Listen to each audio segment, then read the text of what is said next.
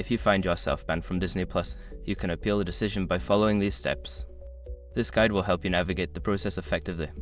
Step 1. Review the ban notice. Check the email or notification you receive regarding your ban. Understand the reason provided for the ban, as this will be crucial for your appeal. Step 2. Gather relevant information. Collect any necessary information that supports your case. This may include your account details, subscription information, and any previous communications with Disney Plus. Step 3. Contact customer support. Visit the Disney Plus Help Center and locate the customer support contact options. Reach out via chat, email, or phone to explain your situation and express your desire to appeal the ban. Step 4. Submit your appeal.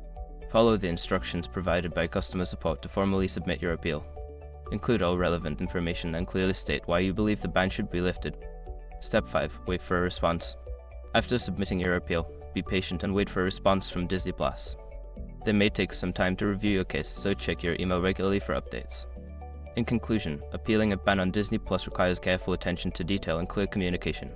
By following these steps, you can increase your chances of having your ban overturned.